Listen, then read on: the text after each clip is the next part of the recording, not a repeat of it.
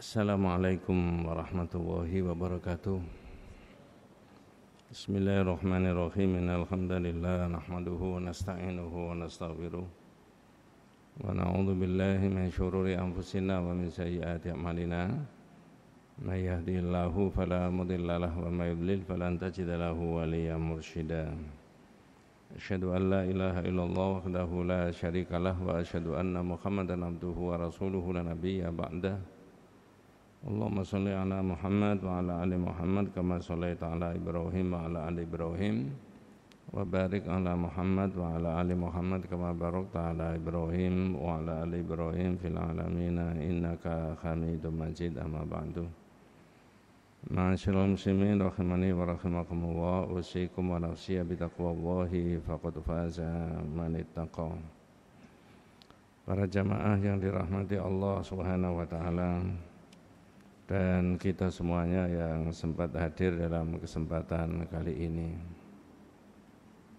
Kita sudah membahas kitab Tauhid ini sudah berpuluh-puluh judul, bahkan beratus-ratus judul yang sudah dibahas.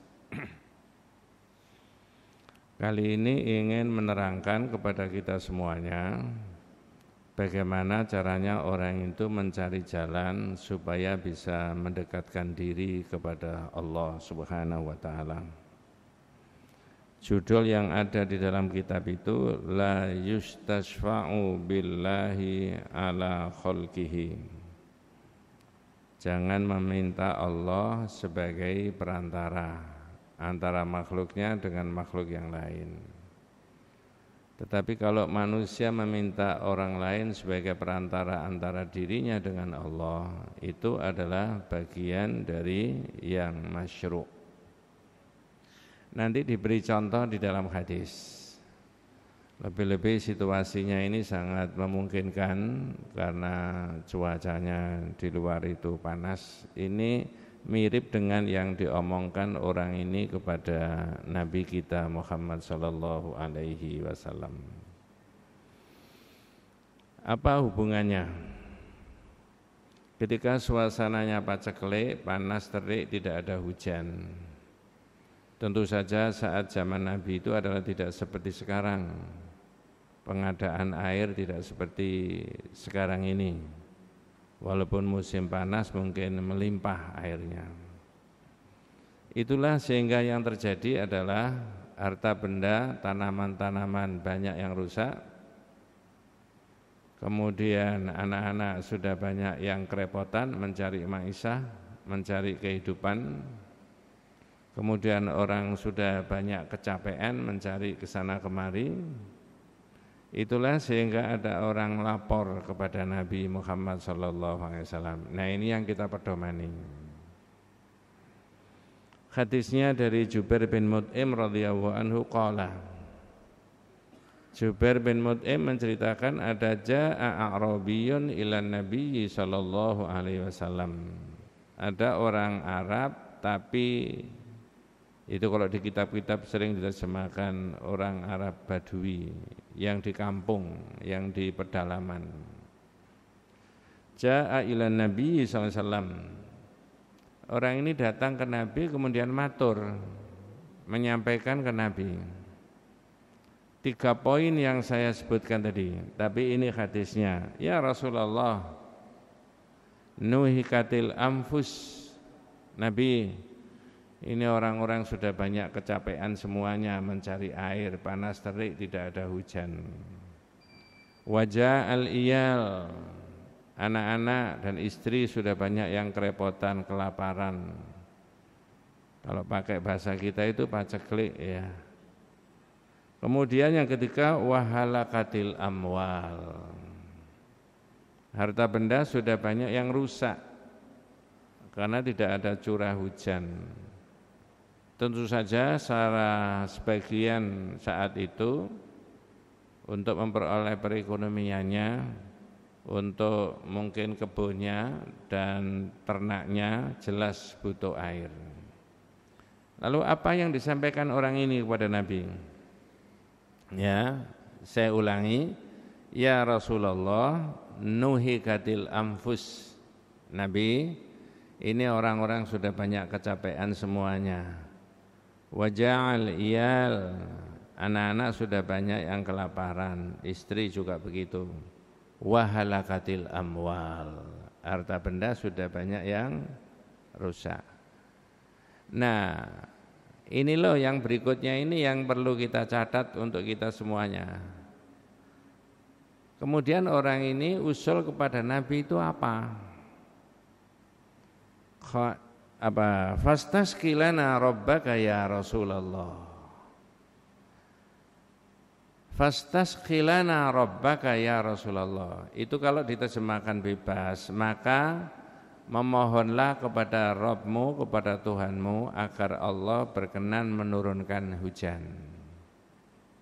Saya ulangi, fastasqilana rabbaka ya Rasulullah.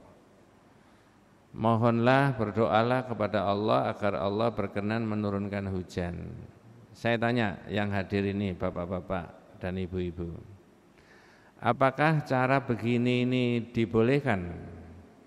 Orang minta kepada orang lain supaya orang lain berdoa kepada Allah untuk kepentingan banyak orang atau untuk kepentingan diri sendiri? Jawabannya boleh.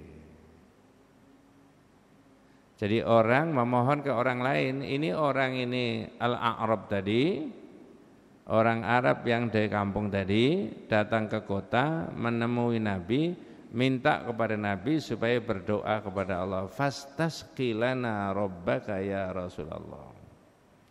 Tapi yang tengah-tengah ini Pak, yang berikutnya ini, fa inna nastasfi'u billahi alaika ya Rasulullah. Dan kami, nah ini Pak, beda dengan yang pertama tadi. Minta kepada Allah sebagai perantara antara kami dengan engkau. Saya ulangi pakai bahasa yang sederhana, bahasa Indonesia. Yang pertama tadi orang ini minta kepada Rasulullah agar Rasulullah berdoa kepada Allah. Dalam bahasa populer yang paling gampang, orang ini mencari wasilah antara dirinya dengan Allah lewat Nabi. Minta kepada Nabi supaya berdoa. Yang kedua, fa inna nastashfi'u billahi alaika ya Rasulullah, dan kami minta Allah sebagai perantara. Ini seorang A kepada seorang B, perantaranya Allah yang kedua tadi. Nah, ini beda. Ya. Wabika 'alallah, dan kami juga minta engkau sebagai perantara antara kami dengan Allah. Perhatikan reaksinya Nabi. Nanti jenengan kalau mengikuti dari awal tadi, Nabi ini bereaksi terhadap permintaan orang yang pertama tadi, poin yang pertama, apakah yang kedua? Saya ambil yang pertama dan yang kedua saja, karena yang ketiga sama. Ya. Fa inna nastasyi'u billahi 'alaika, dan kami juga minta Allah sebagai perantara antara kami dengan engkau wahai Rasulullah. Faqala Nabi, Subhanallah, subhanallah, subhanallah, subhanallah, ma zala yusabbihu hatta urifa dzalika fi wujuh ashabihi. Ya. Nabi kemudian membaca subhanallah, subhanallah, subhanallah terus menerus. Sampai para sahabat itu ada rasa takut, ada apa Nabi kok marah? Ya. Tsumma qala, kemudian Nabi mengatakan, waihaka, kasihanilah dirimu Pak. Atadri mawallah, Anda tahu tak Allah itu siapa?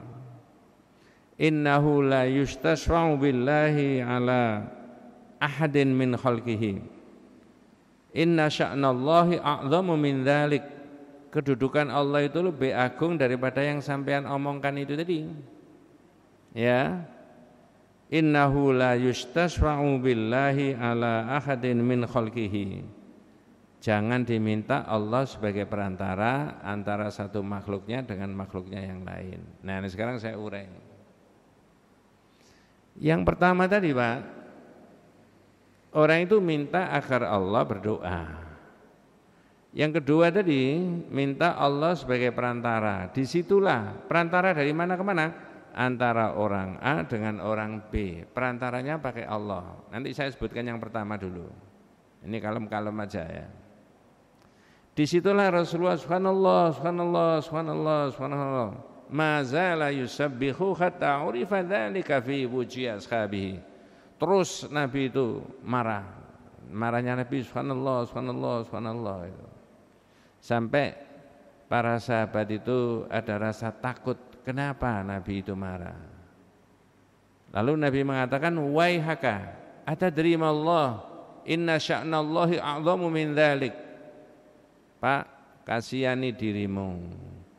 Ya, sesungguhnya kedudukan Allah itu lebih agung daripada yang sampean mintai tadi. Ya, sesungguhnya tidak boleh minta Allah sebagai perantara. Nah, sekarang saya urai. Mudah-mudahan enggak terlalu lama. Yang pertama ini sudah normal, perintahnya ada juga di dalam Al-Qur'an. Adik-adik kalau membawa Quran yang HP yang ada Qur'annya, sekarang kan gampang ya. Boleh direspon. Surat Al-Maidah ayat 35. Ini loh yang dipakai dasar di masyarakat apa itu?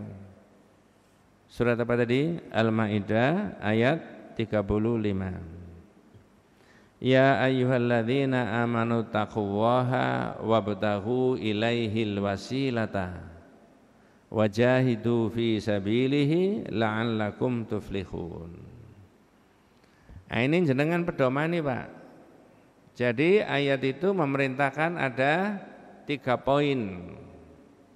Pertama, hai orang beriman, bertakwalah kepada Allah. Saya rasa normal ini ya, di mana-mana perintah takwa. Yang kedua, wabtaghu ilaihil wasilah, carilah wasilah. Bahasanya rakyat, bahasa masyarakat, wasilah itu perantara yang menghubungkan antara manusia kepada Allah. Yang ketiga, nanti yang kita balik yang kedua tadi ya. Wajahidu fi sabilihi, berjihadlah di jalan Allah, la'allakum tuflihun ya. Semoga Anda diberi keberuntungan oleh Allah Subhanahu wa taala. Nah, sekarang yang kedua. Oh, Pak Ustadz, kalau begitu itu kita disuruh mencari jalan supaya kita ini dekat sama Allah. Jawabannya, iya. Tapi sebelum dibahas itu ya, kalimat wasilah itu ada di surat Al-Maidah, nanti di surat Al-Isra juga ada, tulisannya sama, bacaannya sama, terjemahannya sama. Nanti ada satu lagi Pak. Nah, ini tak cek jenengan, yang satu lagi ini. Ada di kalimat mana yang sering kita ucapkan ada kalimat wasilah itu? Setiap hari lebih dari berkali-kali kita ucapkan. Di mana itu? Jawabannya, kalau pas ada peristiwa itu mesti kita ucapkan. Tapi kalau pas tidak ada begini, itu lupa biasanya. Allahumma rabba hadhihi da'wati tammah, terusnya wassalatil qaimah, terusnya ati Muhammadanil wasilah. Wasilah yang ada di doa di dalam azan bahasanya dengan wasilah yang ada di dalam surat Al-Maidah ini maknanya beda. Jadi mudah-mudahan besok anak cucu kita dimudahkan belajar bahasa Arab. Ini bahasa Arab Pak ya. Tulisannya sama, bacaannya sama ya, tapi terjemahnya bisa beda. Saya pernah menyampaikan perbandingan sama dengan kalimat umat dalam bahasa Arab. Saya beri contoh, tidak panjang-panjang. Walaqad ba'atsna fi kulli ummatin. Umat di situ apa maksudnya? Dan sungguh kami telah mengutus pada tiap-tiap umat seorang rasul. Ada terusnya, tidak saya teruskan. Umat di situ maknanya ta'ifatum minan nas, kelompok manusia. Tapi ada kalimat umat yang maknanya tidak kelompok manusia. Inna Ibrahima kana ummatan. Nah, tulisannya bodoh. Umat yang ada di dalam tadi tentang Nabi Ibrahim, inna Ibrahima kana ummatan. Itu maksudnya imaman, pemimpin. Jadi bahasa Arab tulisannya podo, bacaannya podo, tapi maknanya bisa beda. Ada lagi umat, saya enggak sebutkan ya. Nah, balik ke sini. Jadi yang jenengan baca surat Al-Maidah ayat berapa tadi? 35. Itu memerintahkan supaya mencari jalan. Ndak sampai kalau jenengan dan saya itu tidak mencari jalan. Orang ini tadi, orang dari desa tadi, dari kampung tadi, ya mencari jalan untuk mendekatkan diri kepada Allah. Dengan cara apa? Minta kepada Nabi supaya berdoa. Nah, sekarang saya tanya yang hadir ini, mudah-mudahan Allah memberikan rahmat dan barokah. Pertanyaannya begini, apa boleh seorang minta kepada orang lain supaya orang lain berdoa ya untuk kepentingan dirinya atau kepentingan umat yang lain? Jawabannya boleh. Mohon maaf kalau ada yang berbeda pendapat, nanti saya terangkan. Apa boleh ketika orang sudah meninggal kemudian didatangi ke kuburannya minta kepada orang yang meninggal supaya orang meninggal menyampaikan kehendaknya kepada Allah? Jawabannya tidak boleh. Jadi sudah ketemu satu. Apa ketemu satu? Oh, wasilah itu salah satunya bidu'a is-solihina al-akhya minal awliya wan nabiyyin was-solihin. Ketemu satu. Apa satu itu? Oh, wasilah tadi yang nyambung antara kita sama Allah tadi pakai doanya orang yang masih hidup. Di kitab yang lain Tawdihul Ahkam ada keterangan begini. Nah, ini Bumbung, tadi kan saya katakan hadis ini saya rasa relevan kalau diterangkan di situasi panas begini ya. Panas terik, tidak ada hujan, Umar bin Khattab minta sama Nabi supaya Nabi berdoa agar Allah berkenan menurunkan hujan. Tapi dalam perjalanannya waktu, Mas, Nabi ini sudah wafat. Ketika Nabi sudah wafat, terjadi panas terik lagi. Umar datang ke Abbas, pamannya Nabi. Ini populer sekali. Ya, kalau populer itu bacanya sekarang itu di video berarti viral, itu sahih lah ya. Bukhari yang nulis itu, Pak. Perhatikan kalimatnya Umar bin Khattab. Allahumma inna kunna natawassalu ilaika binabiyyina fatasqina. Ya Allah, dulu ketika nabimu masih ada, saya berwasilah kepadamu lewat nabi. Itu maknanya aku minta kepadamu lewat nabi. Itu penjelasannya, Nabi itu berdoa kepada Allah untuk kepentingan banyak orang. Saya ulangi, Allahumma inna kunna natawassalu ilaika binabiyyina fatasqina. Ya Allah, dulu ketika nabimu masih ada, masih hidup, saya berwasilah kepadamu lewat nabi, lalu engkau beri hujan dulu. Sekarang nabimu tidak ada. Wa inna kunna natawassalu ilaika bi'ammin nabiyyina fasqina. Dan sekarang aku berwasilah mohon kepadamu dengan pamannya nabimu, berikanlah kami hujan. Jadi yang pertama ini adalah informasi dulu, ya Allah ya Rabb, aku mohon kepadamu lewat nabi agar Nabi berdoa kepadamu agar engkau menurunkan hujan. Lalu Allah berkenan menurunkan hujan. Nah, sekarang nabinya tidak ada, ganti kepada Abbas. Lalu bahasanya Umar tadi bin Khattab tadi, fastasqilana. Ya, berikanlah kami hujan. Nah, sekarang pertanyaannya, ada 3 pertanyaan. Mudah-mudahan ilmu ini buat kita semuanya ya, barokah buat kita semuanya. Pertama, pertanyaannya begini, mengapa pada periode yang kedua Umar tidak datang lagi ke Nabi? Jawabannya, sudah meninggal. 2, Apakah Umar bin Khattab tidak tahu makamnya Nabi? Tahu, wong ikut memakamkan kok di kamar. 3. Pelajaran apa yang bisa diambil dari situ? Dari Umar bin Khattab, pelajaran agama.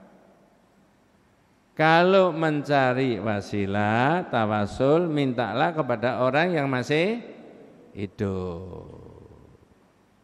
Jadi di tauhid tidak ditemukan minta kepada Allah, mohon maaf kalau ada berbeda pendapat, tapi karena saya diberi kesempatan mengajar tauhid, tak terangkan apa yang saya ketahui benar. Tidak ditemukan lewat orang yang sudah meninggal. Ini yang tadi diapresiasi Nabi, boleh. 1, ketemu 1, wasilah. 2, wasilah itu ketemu dengan orang menyebut Asmaul Husna. Coba saya cek panjenengan, mudah-mudahan tidak lupa. Asmaul Husna itu berapa jumlahnya? Saya sudah terangkan bab 40. Di dalam bab 40 itu Mas, keterangannya laisat maksurah bi adadin muayyanin, tidak terbatas pada bilangan tertentu. Kalau ada orang tanya, "Loh Ustaz, orang-orang bilang 99." Benar Mas. Sing bener mana? Gini Pak, hadisnya itu gini loh. Inna lillahi, saya dari sini, dari kanan saya, bahasa Arab nulisnya akan dari sini. Inna lillahi tis'an wa tis'ina isman. Di bawahnya man ahsaha dakhalal jannah. Allah itu memiliki 99 nama. Siapa yang memelihara 99 nama masuk surga. Yang diambil di masyarakat yang atas toh. Sesungguhnya Allah memiliki 99 nama. Enggak diteruskan. Loh Mas, teruskan. Terusnya gimana Pak Ustaz? Siapa yang memelihara 99 nama masuk surga. Hadis itu dalam kitab Al-Qaulul Mufid maknanya, ini mengulangi, mohon maaf, sama dengan orang ngomong, sini, saya punya 4 ekor kambing yang saya siapkan untuk kurban tahun ini. Orang itu punya berapa? Yang 4 tadi yang apa? Yang disiapkan untuk kurban, yang mau dijual, yang mau disimpan. Nah, mengapa kok begitu? Makanya tadi saya sebutkan yang di masyarakat itu yang diambil inna lillahi tis'an wa tis'ina isman man aqsaha dakhalal jannah. Yang kedua enggak diikutkan. Di balik itu ada hadis lagi, Nabi berdoa kepada Allah. Allahumma inna nas'aluka bikulli usmin laka samaita bihi nafsaka. Ya Rabb, ya Allah, aku mohon kepadamu dengan namamu yang kau beri nama. Au anzaltahu fi kitabika, namamu yang kau turunkan dalam kitab. Au allamtahu ahadan min khalqika, atau namamu yang kau ajarkan kepada salah seorang di antara hambamu. Nah yang terakhir, au ista'tharta fi ilmil ghaibi indaka, atau namamu yang kau simpan dalam ilmumu yang gaib. Maka dalam pandangan kitab Al-Qaul Mufid, Shalih Al-Utsaimin menyebutkan laisat maksurah bi adadin muayyanin, tidak terbatas pada bilangan tertentu. Mengapa? Untuk memenuhi semua makhluknya. Contoh, kalau tadi saya dari rumah ke sini waktunya mepet, selamat sampai di sini itu bukan karena drivernya. Kok sampai di sini Ustaz? Alhamdulillah diselamatkan sama Allah. Allah itu punya nama As-Salam, Allahumma antas salam wa minkas salam itu. Kalau kita itu masih sehat bisa mengangkat ini, itu Al-Qawiyyu, masih diberikan kekuatan oleh Allah. Kalau kita ini bisa makan dan minum, masa Ar-Razzaq itu dipancarkan kepada kita. Jadi saya ulangi, wasilah yang kedua itu ketemu, yaitu orang menggunakan al-asmaul husna. Walillahil asmaul husna fad'uuhu biha. Wa dzarul ladzina yulhiduna fi asma'ihi sayujzauna ma kanu ya'malun. Surat Al-A'raf ayat 180. Sesungguhnya Allah itu memiliki nama-nama yang baik. maka bermohonlah kepadanya dengan menyebut nama-nama Allah. Artinya kalau orang mau berdoa kepada Allah, dahului dengan menyebut apa? Asmaul Husna. Atau dibalik Pak, kalau menyebut Asmaul Husna, mau lanjutkan dengan apa? Memohon. Mungkin yang paling sering kita sebut itu Ar-Razzaq barangkali ya. Ar-Razzaq itu apa itu?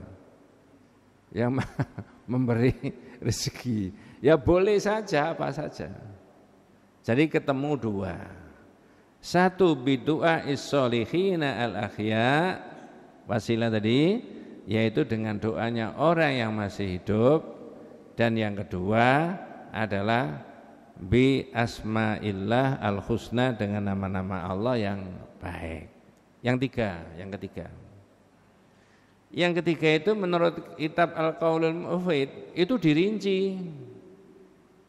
Bil a'mali sholihah, amal soleh itu dirinci. Contoh ini saya bukakan kitabnya. At-tawassulu billahi bil iman. Tawassul kepada Allah dengan iman. Kalau enggak ada iman enggak connect, enggak nyambung sama Allah. Ya, sebaik-baiknya orang, sedermawan-dermawannya orang, ya, sesosial-sosialnya orang, kalau dia tidak iman enggak ada connect, enggak nyambung. Satu ya. Dua, at-tawassul bitauhidillah, dengan mentauhidkan Allah, kalimat la ilaha illallah. Coba saya tanya, siapa Pak yang kemudian berdoa fanada fi dzulumati alla ilaha illa anta subhanaka inni kuntu minadz zalimin. Itu doanya siapa itu? Nabi Yunus. Coba saya potong dulu. Ini pumpung bicara Nabi Yunus. Apakah ada cerita di dalam Al-Quran bahwa Nabi Yunus itu kemudian bergegas ke perahu, lalu perahunya sudah penuh dengan muatan, orangnya ini ngotot ikut nyebrang, tiba-tiba di lautan oleng, lalu kalau pakai bahasa kita, ini bukan bahasa tafsir ya, lalu kebijakannya nakodanya apa? Harus ada yang dijeburkan di laut. Tapi saya membaca di Ibnu Katsir, diundi itu sampai 3 kali. Undian pertama kena Nabi Yunus, tidak jadi. Undian yang kedua juga kena Nabi Yunus. Undian yang ketiga juga kena Nabi Yunus. Ya, baru diceburkan. Ya. Wa inna Yunus salaminal mursalin id abaqa ilal fulkil mashhun. Sesungguhnya Yunus itu termasuk salah seorang utusanku, kata Allah. Ingat ketika dia lari ke perahu yang penuh dengan muatan. Ya. Fasahama fakana minal mudkhadin. Lalu dia berundi, lalu dia kalah. Undi untuk dimasukkan ini Pak, bukan undi judi online, enggak ya, enggak. Faltaqamahul hutu wa huwa mulim.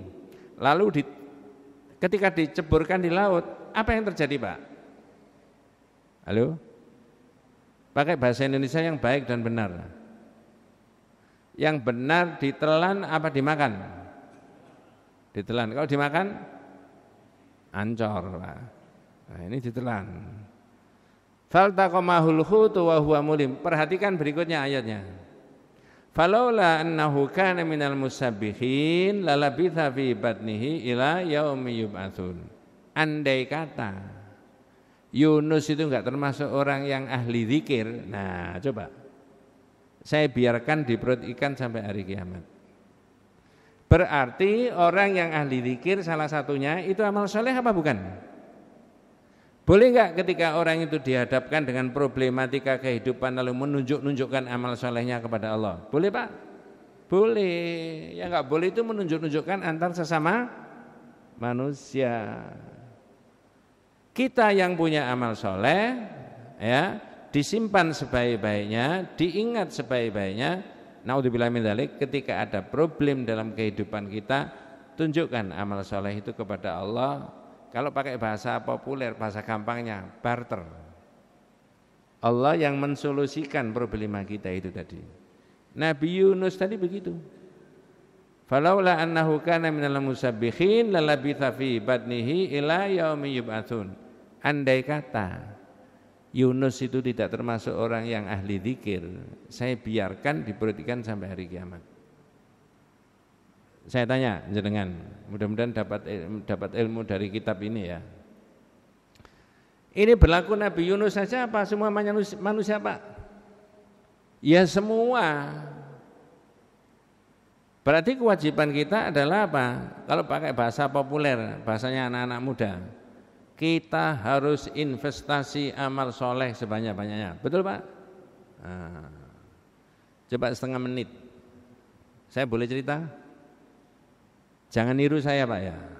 Niru yang baik dari Quran, dari hadis. Saya juga niru itu. Kalau tidak berkenan, tidak saya ceritani itu. Boleh ya? Boleh. Nggak enak ya. Ceritanya begini. Anak saya kuliah di Jakarta. Tidak lulus-lulus. Teman-temannya sudah lulus, sudah banyak yang bekerja. Bingung dia. Katanya ada problem sama dosennya yang membimbing skripsi. Itu 2013. Ingat betul saya.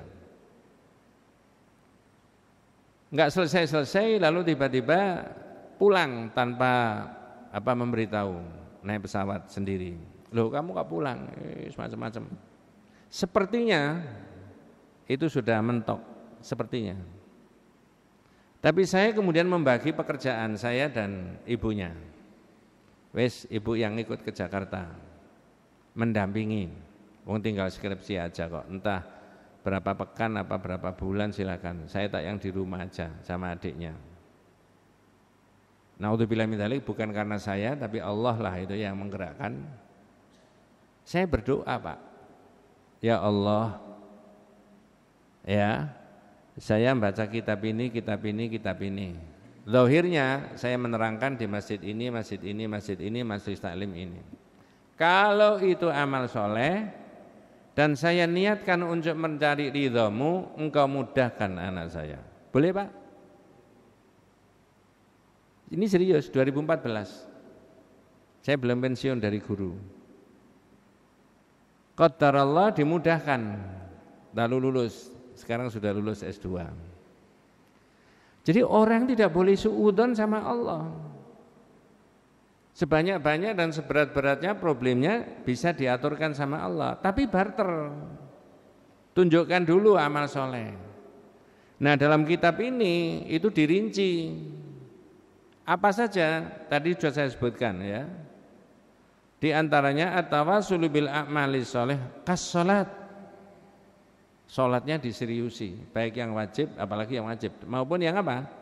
Sunnah. Kemudian wabirril walidain, berbuat baik kepada siapa? Orang tua. Ya. Kemudian wal amanah, kejujuran, wassadaqah, wadzikri, zikir, watilawatil Quran, wassalati ala nabi, membaca salawat kepada Nabi. Nah itu mungkin sebagian karena sering membaca salawat seolah-olah bertawasul kepada Allah lewat Nabi. Kalau di tauhid enggak. Di tauhid enggak. Memang disunahkan baca salawat Nabi sebanyak-banyaknya. Tapi maknanya bukan kemudian kita berwasilah kepada Allah, minta kepada Allah lewat siapa? Nabi, bukan. Ini pandangan tauhid. Wes, ini satu poin sudah selesai. Tapi waktunya sudah habis. Kalau sudah habis ya wabillahi taufik wal hidayah. Yang tengah tadi Pak, yang Rasulullah marah tadi. Ya, subhanallah, subhanallah, subhanallah. Waihaka. Inna sya'nallahi a'zamu min dzalik. Ya, yang Nabi marah tadi itu menjadikan posisinya Allah sebagai perantara antara seorang A sama seorang B. Lah menurut tauhid kalau Allah menjadikan Allah sebagai perantara itu laisa bi ta'dzimillahi, tidak mengagungkan Allah. Tapi kalau Allah dimintai itu diagungkan. Bagaimana menjadikan Allah sebagai perantara? Seorang A berbuat baik, pahalanya tidak diambil sendiri, diberikan kepada seorang B. Nah karena dia tidak bisa memberikan sendiri, maka lewat siapa? Allah. Itu kata kitab tauhid laisa bi ta'dzimillahi, tidak mengagungkan Allah. Imam Malik dan Imam Asy-Syafi'i dalam beberapa tafsirnya menafsiri wa alaisa lil insani illa ma sa'a, dan sesungguhnya manusia tidak memperoleh sesuatu kecuali dari hasil usahanya sendiri. Itu berpendapat ya bahwa memberikan hadiah pahala kepada orang lain, apalagi orang itu sudah wafat, itu tidak bisa sampai, kata Imam Malik dan Imam Syafi'i. Yang ada, silakan antum berbuat baik sebanyak-banyaknya dengan kesolehannya, dan kita berbuat baik tadi mintalah kepada Allah untuk siapa saja. Contoh, saya mengaji, membaca ini, membaca itu, lalu pahalanya tidak saya ambil, saya berikan kepada bapak dan ibu saya yang sudah wafat. Itu menurut Imam Syafi'i dan Imam Malik tidak bisa. Li'annahu laisa min amalihim wa laisa min kasbihim. Karena itu bukan amalnya.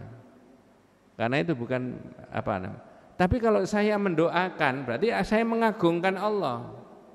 Tapi kalau saya membaca lalu saya dapat pahala, karena saya tidak bisa memindahkan pahala, saya minta kepada Allah. Inilah namanya Allah dijadikan sebagai apa? Perantara. Ini yang Rasulullah subhanallah ya, waihaka, celaka kamu, Pak. Atadri ma Allah? Saya tahu tak Allah itu siapa? Inna sya'nallahi a'zamu min dzalik. Kedudukan Allah itu lebih agung daripada yang sampean omongkan. Tidak boleh menjadikan Allah sebagai apa? Perantara. Ini tauhid. Ya. Ya di situ ya. Sebaiknya kita doakan saja. Beberapa detik lagi. Jenengan kalau membaca ke Masailul Jahiliyah ya, pikiran-pikiran dan tindakan jahiliyah yang ditentang oleh Nabi. Ya ini karena pengajian diomongkan di masjid tidak apa-apa. Jahiliyah itu Pak, dosa itu keyakinannya bisa diberikan orang lain. Dosa itu bisa diberikan orang lain. Itu dalam kitab Syarhu Masailil Jahiliyah. Misalkan ada seorang yang berzina hari ini, terus ditegur orang, loh kamu itu kok bolak-balik, pekan yang lalu sudah berzina, kemarin sudah, oh yang pekan yang lalu itu dosanya mau tak ambil sendiri Pak. Lah yang tadi mau tak berikan teman saya. Nah, itu pikiran jahiliyah bisa. Makanya berbuat zina, minum khamar, membunuh enak saja. Karena dia prinsip bisa diberikan orang lain. Zaman Islam pakai surat An-Najm ayat 36 kalau tidak salah, itu sudah dilarang, tidak boleh. Kalau dosa tidak bisa diberikan kepada orang lain, pahala juga tidak bisa. Wallahu a'lam. Nanti kita lanjutkan kalau masih ada program mengaji tauhid ya. Ada yang ditanyakan Pak? Nggih, monggo. Maju aja biar dengar saya.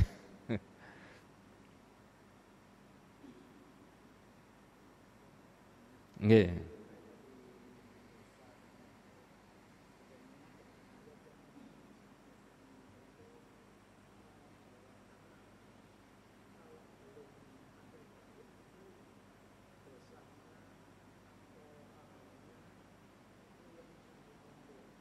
Ya. Kalau belum akil balik tidak ada ketentuan, belum ada hukum buat dia, sehingga dia tidak dapat kebaikan, juga tidak dapat dari dosanya, tidak bisa ditanggung orang lain. Ya, iya orang tuanya tidak. Kalau belum akil balik, tapi ada kewajiban orang tua supaya membimbing anaknya sampai anak itu mencapai iman yang cukup bagus. Andai kata, naudzubillah min dzalik, mudah-mudahan anak cucu kita menjadi yang soleh-solehah, luput, ini saya pakai bahasa luput, anaknya tidak sesuai dengan iman bapak ibunya yang Islam, tapi kalau sudah dibimbing, sudah di luar tanggung jawabnya orang tua. Saya sudah perintahkan berkali-kali, tapi anak saya enggak. Saya sudah doakan sama Allah, rupanya Allah belum memberi hidayah.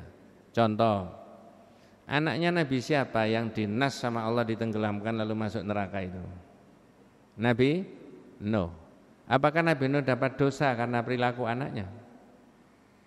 Tidak. Yang ada ditegur sama Allah. Mengapa ditegurnya? Karena anaknya mati dalam kekafiran, naudzubillah min dzalik, masih diakui sebagai keluarga. Ini yang tidak boleh. Jadi kalau ada rumah tangga punya anak banyak, mohon maaf, naudzubillah min dzalik, satu itu jadi kafir, itu sudah bukan keluarga dalam konteks iman. Tapi kalau ada luput satu keluar dari itu, tidak tanggung jawab orang tuanya, asal sudah ada pendidikan, pembimbingan mulai dari kecil. Gitu kira-kira. Tidak menjadi tanggung jawab, apalagi belum akil balik, maka tidak bisa. Wallahu a'lam. Tidak ada. Gitu Pak nggih. Ya, kita tutup dengan doa kafaratul majlis. Subhanakallahumma wa bihamdika asyhadu an la ilaha illa anta astaghfiruka wa atubu ilaik. Assalamualaikum warahmatullahi wabarakatuh.